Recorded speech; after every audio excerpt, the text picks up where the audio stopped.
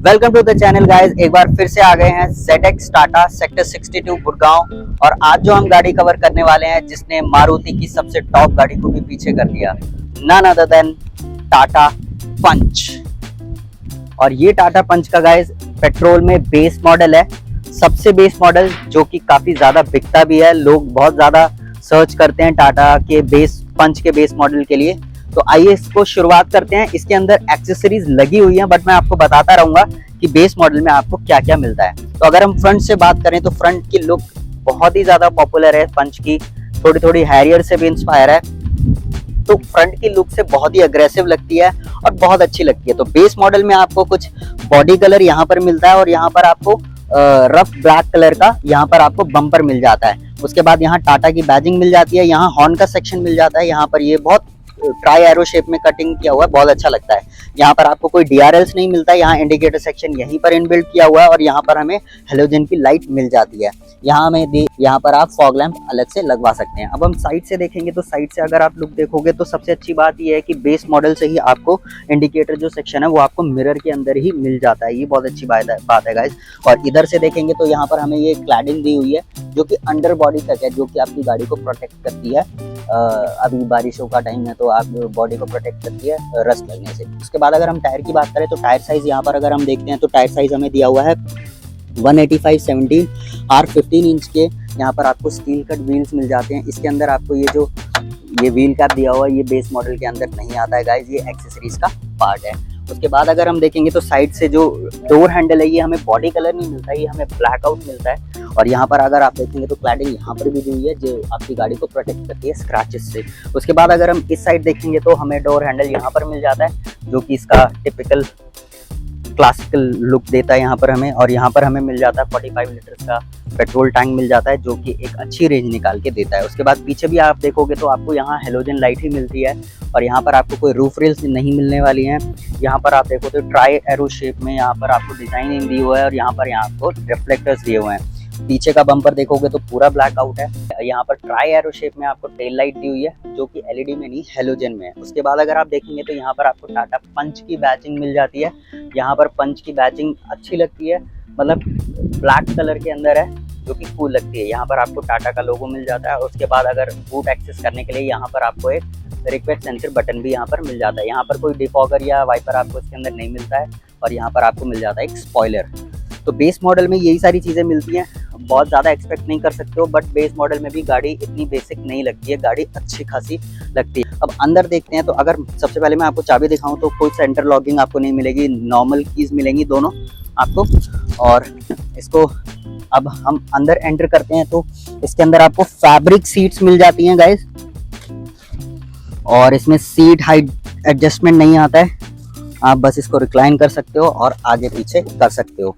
उसके बाद अगर आप स्टीयरिंग देखोगे तो नॉर्मल स्टीयरिंग आता है इसके अंदर आपको, अभी जो टाटा की और गाड़ियों में आ रहा है जैसे ऑल्ट्रोज में आ गया है, टियागो में आ गया है, वैसा अभी पंच में नहीं आया है। इसके बाद अगर हम देखेंगे तो स्टीयरिंग की बात करते हैं तो आपको वही इसका पुराने वाला जो डी कट स्टीयरिंग है वो मिल जाता है, जिसके अंदर आपको हॉर्न मिल जाता है। कोई फीचर्स इसके अंदर आपको इनबिल्ट नहीं मिलते हैं, डी कट स्टीयरिंग मिल जाता है। और अगर हम मीटर की बात करें तो मीटर भी आपको पुराने वाला क्लासिक मिल जाता है, जिसके अंदर आपको एक साइड आपको पेट्रोल गेज मिल जाता है, बीच में आपको स्पीडोमीटर मिल जाता है जो कि डिजिटल के अंदर है। और आपको मेन बेसिक फीचर्स इसके अंदर आपको सारे मिल जाते हैं। अगर आप इसके यहाँ पे स्क्रीन देख पा रहे हैं, ये स्क्रीन एक्सेसरीज का पार्ट है, बेस मॉडल में स्क्रीन नहीं आती। अब आप देख रहे हैं डैशबोर्ड इसका काफ़ी अच्छा लगता है, ड्यूल टोन में दिया हुआ, ट्राई एरो शेप्स यहाँ पर पैटर्न्स दिए हुए हैं। उसके बाद यहाँ पर ब्लैक एंड वाइट का कॉम्बिनेशन दिया हुआ है। AC वेंट्स काफ़ी क्यूट से लगते हैं, यहाँ ब्लैक कलर की फिनिशिंग दी हुई है। यहाँ पार्किंग लाइट दी हुई है हमें, यहाँ में मैनुअल AC भी दिया हुआ है। उसके बाद ये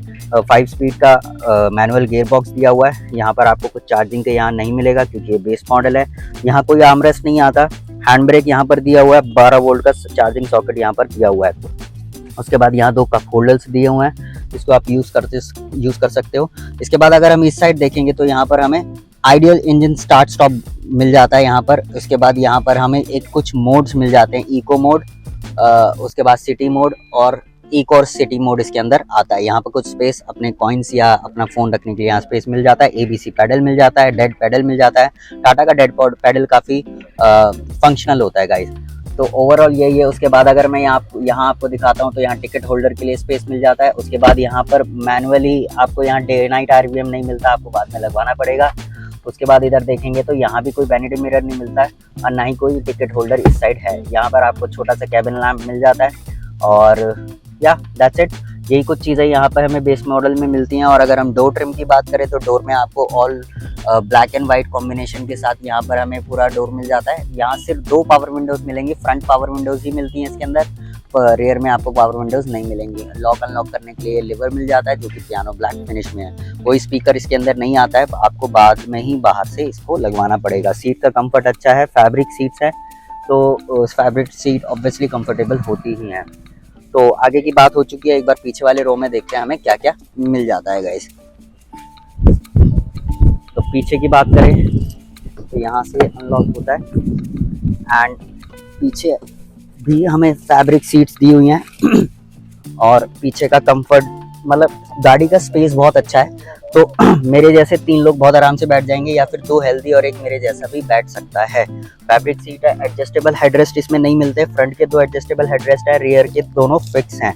और अगर डोर ट्रिम की बात करेंगे तो यहाँ पे अनलॉक करने का लीवर जो कि पियानो ब्लैक में ही मिलता है और उसके बाद आपको मिरर ऊपर नीचे करने के लिए आपको मैनुअली इससे करना पड़ेगा।